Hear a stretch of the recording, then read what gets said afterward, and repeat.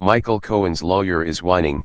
Watch Michael Avenatti demolish Cohen team on MSNBC.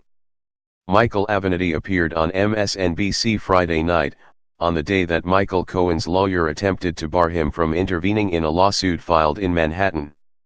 After a relatively quiet few days, Avenatti came out firing to interviewer Lawrence O'Donnell.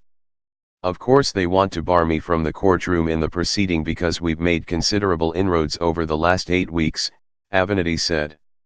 "We've disclosed some damaging, accurate information relating to Michael Cohen and his activities. And we're not going anywhere, Lawrence. Regardless of what happens by way of this motion before the Honorable Judge Kimba Wood. I'm not going anywhere and my client is not going anywhere. We're going to see to it that the truth of what happened here is laid bare for the American people and the evidence is laid bare for the American people." Avenatti poked at Cohen throughout the interview, deriding him for the poor choice of lawyer he sent out to battle on cable news, and his subsequent silence. "It's obvious why they want to take us off the playing field, because we're kicking a lot of butt," Avenatti said. "What happens if he is not allowed to appear in this case?" Avenatti conceded that the Stormy Daniels case has nothing to do with Cohen's troubles in the Southern District of New York, where documents were seized from his office.